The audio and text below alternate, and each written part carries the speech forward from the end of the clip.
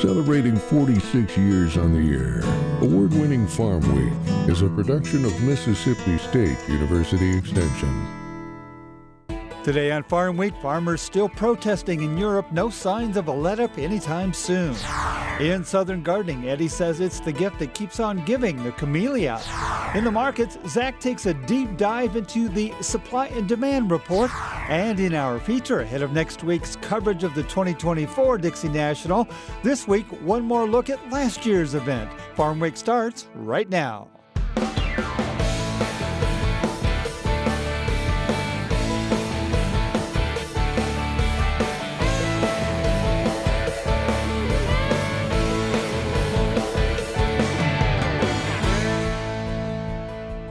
Hello everyone, I'm Zach Ashmore. And I'm Mike Russell. Great to have you with us again here on Farm Week. Last week we covered the continuing protests by farmers in the 27 member states of the European Union. In those countries, farmers say they are drowning in regulations that make them less efficient and less profitable. This week, farmers in more countries have joined the ongoing protests. Peter Tubbs has more. Farmer protests expanded across the European Union this week. Farmers in Bulgaria and Italy blocked traffic with their tractors as part of the expanding movement. The EU proposed rewriting its controversial plan to reduce pesticide use in response to the protests. The original plan had sought to reduce the use of pesticides in agriculture by 50% by 2030. The plan would cover farms in all 27 member states of the EU. Protesting farmers are also asking for protections from imports of cheaper agricultural goods, as well as shelter from higher input costs and support to protect them from the effects of a severe regional drought. Protesters in Bulgaria, the poorest country in the EU, argued that the war in Ukraine has depressed crop prices as Russia is selling grain below market rates to evade sanctions. The last 2 to 3 years have been a kind of hell for the Bulgarian farmer. We are surviving on the edge. The small and medium-sized agricultural producers in Bulgaria will be bankrupt for up to 6 months if there is no change. Elections for the EU Parliament are scheduled for June, and the concerns of farmers have taken center stage. The EU spends over 50 billion euros each year on agricultural programs and supports, and has proposed changes in agricultural practices in the union's quest to reduce carbon emissions by 2040. You may have noticed this winter's been a bit warmer than usual. If so, you're right. From coast to coast, we've seen flashes of freezing temperatures giving way to massive thawing, rains, and in California, landslides, along with all the damage that comes with it. David Miller reports. Weeks of bitter cold weather with sub-zero temperatures have given way to another warm weather week with unseasonably high temperatures.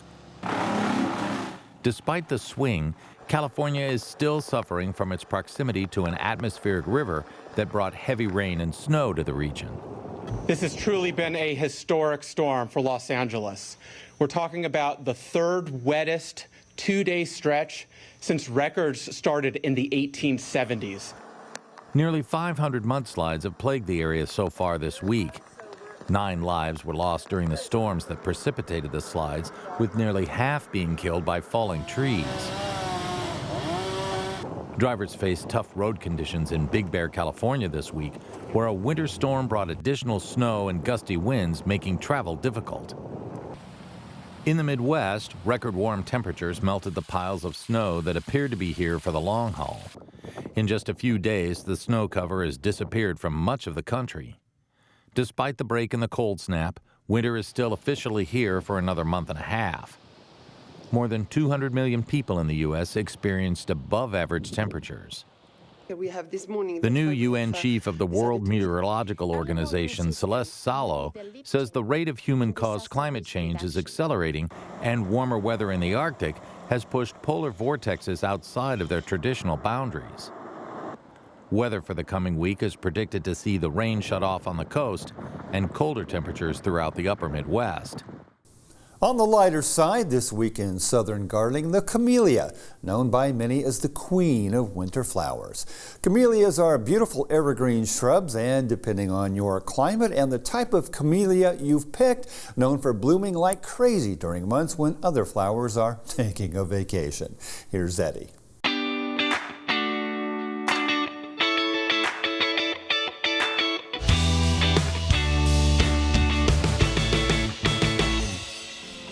Today I'm at the home of Mr. Jim Smelly, enjoying his collection of over 500 camellias that he has been growing and propagating for over 60 years. Even in his 90s, Mr. Jim is able to show off his plants to some of the Pearl River County Master Gardeners during our video shoot. Camellias can be planted and enjoyed in landscapes all across Mississippi. Camellia japonica, or Japanese camellia, is best known for its large flowers, which can grow up to 5 inches across. There are several variations of flower forms and colors, which provides beautiful visual appeal in the winter landscape. With its bright pink petals and rose-like form, Seal Mitchell has a double to formal double flower. Lorne Tudor has a very large pink flower with red flecks on its petals and golden yellow anthers. One of my favorites, Burgundy Rose, has gorgeous burgundy red petals outlined with a touch of purple color. Camellias can also have variegated flowers. Developed in the 1960s, Magic City has bright red variegated flowers that are very attractive. As a general rule, camellias will have the best flowering when grown in at least partial shade. There are thousands of named varieties of camellias, which means there are many for you to choose from to add to your landscape. I'm Eddie Smith, and I will see you next time on Southern Gardening. We'll take a quick break, but don't go away. Coming up, an encore of the 2023 Dixie National Sale of Junior Champions.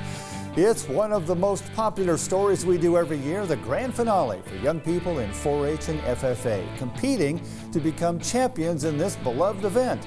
Come with us to Jackson, where we'll meet one more time 2 competitors who epitomize the discipline and drive of Mississippi's hard-working youth. Last year's Dixie National Sale of Junior Champions, coming up on Farm Week.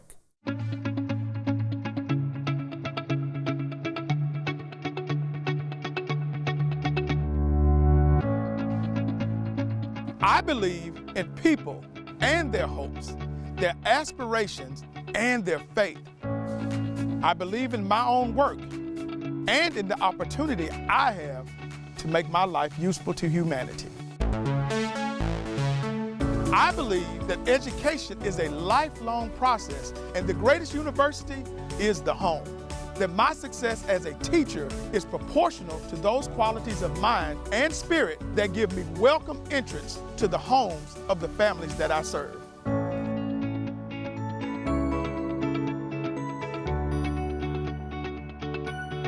Because I believe these things, I am an extension professional.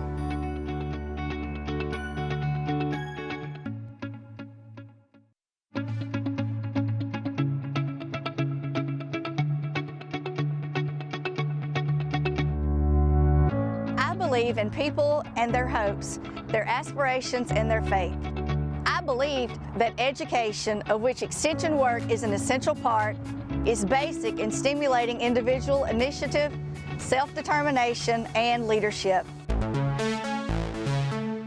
I believe that these are the keys to democracy, and that people, when given facts they understand, will act not only in their self-interest, but also in the interest of society. I believe in intellectual freedom to search for and present the truth without bias and with courteous tolerance towards the views of others.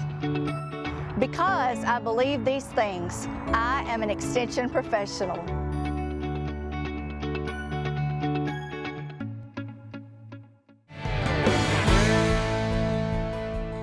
Time for the market report. This month's WASDE came out just a few days ago. That's right, Mike, and we'll get into that and more. But first, the numbers. What were last week's biggest gains and losses? And then, this month's WASDE report. What does it have to tell us?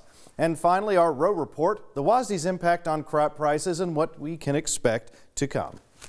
So, markets split at closing last Friday. Row crops mostly down, while livestock a mixed bag.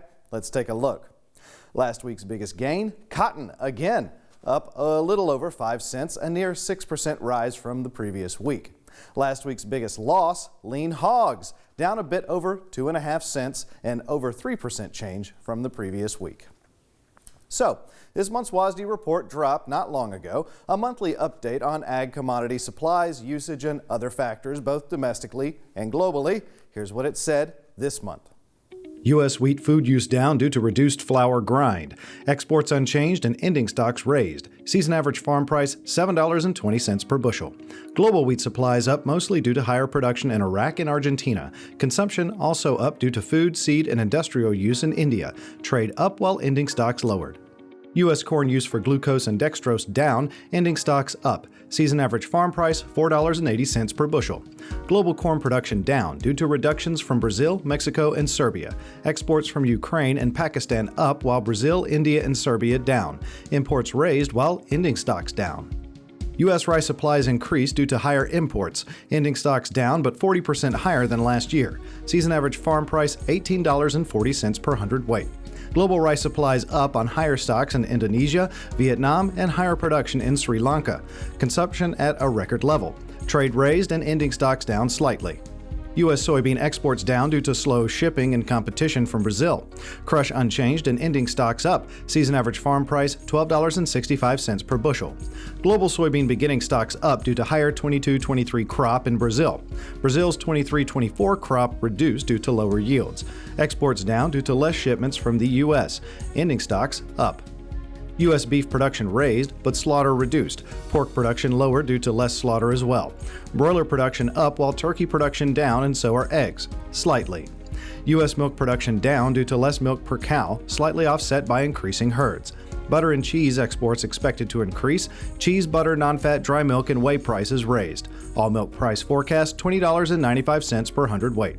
U.S. cotton ending stocks lower compared to last month, higher exports and mill use, and production unchanged. Upland cotton marketing year price projected 77 cents per pound. Global cotton consumption mostly unchanged, beginning stocks down. Trade also down, exports higher for the U.S., Burkina Faso, and Turkey, while lowered for Brazil, Argentina, and Australia. So, in row crops, what's moving the markets right now? The WASDE? Not too much, really. It's more to do with global stocks. Analyst Ted Seifert spells it out. Wheat is very sensitive to the U.S. dollar, so there's that. But, I mean, if you look at how wheat has traded since the end of December, it's been absolutely sideways. At times, the range has been fairly wide, but we really keep gravitating back to the $6 level, and I'm talking, March Chicago wheat. But we've got our major moving averages, all the way from the 10, 20, 50, 100-day moving averages, all within about 10 cents of each other, just below 5 or just below 6. And the average price since the end of December has been about $6.0125, and I feel like we trade that price a few times per week. I think there's a lot of justification for corn exports to move a little bit higher. I would have liked to see the USDA bump it up 25 million bushels on exports just to say, hey, we're paying attention. We've got some good numbers. They didn't do that. They lowered FSI, feed, seed, industrial, by 10 million bushel. And it didn't come from ethanol, so I'm not exactly sure what that was all about. But it added 10 million bushels to a carryover that we were thinking, or the average trade guess was for a little bit of a smaller carryover, ended up being a little bit bigger. And I think the biggest takeaway for corn is that instead of trending towards a 2 billion or below carryover, we're trending closer and closer to 2.2 billion. I think what's going on with the USDA is they're looking at their 163, which was their original projection for Brazil, and saying that might have been about 4% too small. So if we add 4% to that, that brings us to a 169.5. So to go from 169.5 down to a 156, that's a 13.5 million metric ton reduction. That's 8% of their overall crop. That makes sense. So what I feel like is happening is the USDA getting ahead of not wanting to have to revise this crop higher, and therefore it's allowing them or justifying them for not lowering it as much as how everybody really feels like it should be. In the livestock markets, cattle prices still rising while hog prices sinking. And a recent report by Fox News reflected a fact we've covered before. Higher cattle prices means higher beef prices, and that will be reflected at the grocery store. As we reported last week, the latest USDA cattle report stated that herds were down 2% from last year, totaling about 87 million head. What Fox pointed out is that this inventory is the lowest since 1951, and furthermore, according to the Bureau of Labor Statistics, prices are expected to climb in the coming years as the herd rebuilds. which means at the end of the day, you'll likely be seeing beef prices rise at the grocery store. On the analyst side, Ted Seifert says feeder cattle scarce right now and markets catching up to the realities in the field. And I mean, everybody I talk to is just saying the animals aren't out there. You know, feeder cattle are just so hard to find. So this makes more sense. You know, basically what's happened since the middle of December to now makes a lot more sense. Now the question is, since we've had a very significant bounce, really we're talking about a 66% retracement in Fibonacci off the lows, where do we go from here? And the volatility that we've seen in the last couple of days, the fact that we weren't able to hold on to strength on Friday, I'm a little worried that we get a bit of a correction, but longer term, I'm still really rather friendly on the cattle complex as a whole, as long as our domestic economy stays strong. Contract lows and contract lows on corn, you know, day after day with improving pasture conditions. These are all really good things, right? And that is a friendly thing for feeder cattle. Look, the feeder cattle market is trying to serve a purpose, and it wants more animals, right? And it's gonna, I think it really will continue to have more upside potential until it gets what it wants. And you've got cheaper feedstocks, you've got other options as well. So I think that happens over time, but we're not there yet. And that's it for a deeper look into the markets. Row crop stock's the thing to watch in coming weeks and the compelling story of low cattle herds. Mike? Thanks, Zach. As we do every year, this week in advance of this year's event, we have the 2023 Dixie National Sale of Junior Champions, the 54th time this event was held. It's the culminating event for lots of eager youth in FFA and 4-H and for Mississippi's Ag Commissioner, a chance to emphasize the importance of the Dixie National as a whole.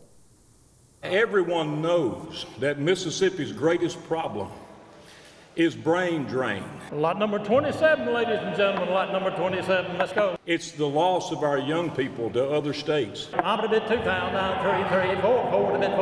And the legislature's been talking about this, and the governor's been talking about this. Yes! I think we all can agree, and I agree, that is Mississippi's greatest challenge. How do we keep our young people in this state as our future leaders? Going up! And I want to tell you this morning that this junior livestock program, don't worry about what you spend. The 4-H and FFA young people, sold the lamb $9,000. Our extension and our ag teachers develop young leaders for the future of Mississippi.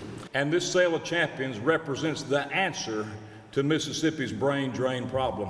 And with those words, at an early press conference, Mississippi's Ag Commissioner Andy Gibson kicked off the Dixie National Sale of Junior Champions, a beloved annual event showcasing the efforts of young people to raise, care for, and show their animals over the last 12 months. This year, nearly 1,300 kids exhibited nearly 2,200 head of livestock. When it was all said and done, 48 animals were sold for a record $456,285, bringing the 54-year total to just under $9 million. Scholarships were awarded too, bringing that total over 54 years to just over $1 million. All in all, the 2023 Sale of Junior Champions was a big success, the largest sale ever to support Mississippi youth. The long hours. I'd have to say the long hours, but they do pay off in the end. One of those young people is 17-year-old Calden Ratliff out of Stone High School in Wiggins, Mississippi. Headed for a career in meat sciences, he's been showing animals for the better part of the last decade and knows his typical day is all about work ethic. You start the morning out with 6 a.m., you have to go out to the barn, dump feed. That you have to wait for an hour, then pick it up at 7. But that evening, once you get home right off work, you think, oh man, all I want to do is lay down. But nope, you got to go right back out to the barn. Sundays and Wednesdays, typically we wash lamb legs and groom them and get them to be extra fluffed. And then closer to the show weekend, we'll wash them completely and shear them at home. So it's very difficult and strenuous on the family. So. A scholarship winner this year, Calden wants to own his own mobile meat processing unit someday, and he knows that what he's learned about work ethic and persistence from showing animals all these years will help chart that course. You have to be very disciplined because some days I don't want to go out there at all, I just want to lay down, but you have to make yourself go out there and continue to improve and work it, because if you don't do these things, then something bad could happen. That's extra painful, but You do have to be very disciplined and have to have some dedication to it. You can't just start it and then drop out halfway through. It's a full commitment to the end of the season. Another young person showing up in a big way at this year's Dixie National was 19-year-old Colby Donahue. A graduate of Humphreys Academy in Belzona, Mississippi, Colby wants to be a nurse practitioner. She's been raising animals a long time, though, and had 2 hogs in this year's sale, earning a total of $16,000. Like Calden, working hard has become a way of life. I think that it has helped me grow as a person to become more of an outgoing person instead of one of the kids that just kind of sits in the corner. I've definitely become more, grown to have more of a work ethic than I would have. I mean, I've learned that if you don't work for it, you don't get it. Because working for it, I mean, in the show ring, if you don't work for it, you're going to be most likely put last. Because if your animal's not, if you can't put your animal or present your animal like it needs to be presented, then it's not going to be where you want it to be. Needless to say, all the kids that get involved in FFA and 4-H are shaped by the years of experience. In the long run, that brain drain that Commissioner Gibson speaks so often about is mitigated by the extraordinary life lessons these kids learn along the way. Well, I think that showing livestock has shaped me, my personality, because, I mean, I'm not the little kid that goes and sits in the corner and doesn't talk to anybody. It's made me more outgoing and want to go meet new friends and want to go and do, instead of just kind of sitting in the corner doing my own thing. I'd say discipline, work ethic, how to impress people, such as employers. You can impress employers by being a part of this. You can meet new friends very easily. Public speaking would be a good one because you have to talk to new people, strangers, and you can't be nervous around them because you have to maintain your composure. Like a judge, you have to maintain composure and you can't freak out and stutter. After being involved in showing animals so long, there's no question these young people will take a lot of memories with them. After all the hours and planning and fun and even disappointments here and there, a decade of showing animals doesn't exactly fade into the sunset. One of my favorite memories is in Hattiesburg at the District Livestock Show. I got dragged about 50 yards across concrete by my cow. I had a blast, but my grandma come running out of the arena screaming at me to let go, but I knew if I let go, I'd spend an extra 3 hours there trying to catch it, and I was ready to go home. But it was definitely fun. I'm going to miss it, just being around everybody and having the relationships that I've made, even with all the little kids. I mean, all my little ones, they all know who they are, and they all come find me every show, no matter where we are, and give me the biggest hug, and we're all smiling, happy, and ready for the next show. It's definitely a great experience, and I recommend everyone to do it. Not because it may be fun to them, but because of what you may get out of it. Because it definitely does help in the long run. Especially if you start at such a young age, you will definitely learn a lot by the time you graduate. Bottom line, after more than half a century, it's pretty clear the Dixie National experience, and all the shows that lead up to it, is epic in more ways than one. Year after year, young people and all the adults and family members who support their efforts come together in the name of competition, sportsmanship, personal growth, and leadership. You don't accomplish all that without leaving some kind of legacy. Sold the steer $18,000. Give our bidders a round of applause. Thank you. Fantastic event, a win-win for everybody. Well, next week, flash forward a year to this year's Dixie National that happened just a few days ago. Mike and I partnered up for this one. More than 1,200 4-H and FFA members competed for slots in the sale, showing nearly 2,100 head of pigs, sheep, cattle, and goats. Plus, we talked to Emma Grace Putnam, a young lady from Sunflower County who showed her champion lamb in the sale. A record-setting event, the 2024 Dixie National Sale of Junior Champions, next time on Farm Week.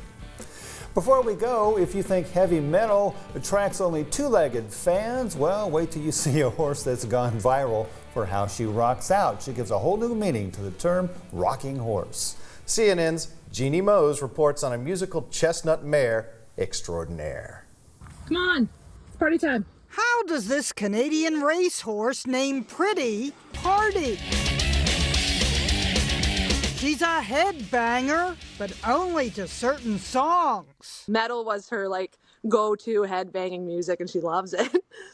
Her groom, Autumn Purdy, noticed the heavier the metal music, the more the horse would headbang. Yeah, I looked to my barn manager. I said, "Do you see what she's doing?" We turn the music off, she stops. At Boger Farms in Ontario, they tested country music. She turned her butt to it, but her appetite for metal was obvious. She feels like she's sort of on beat. She always is. It's incredible. No matter what song we play, slow jams, she's slow, heavy songs, she's going with the beat. Sometimes she gets overexcited. Her online fans call her a rocking horse. Her favorite band so far seems to be Slipknot. We had to cut the dirty lyrics, but 7-year-old Pretty isn't offended.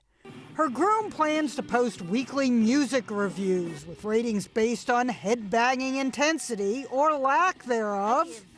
She feels like a cross between Bojack of cartoon fame and Mr. Ed. Hello. The talking horse. A horse is a horse, of course, of course. If this horse could sing, she'd probably sing herself. Horse. Jeannie Mose, CNN.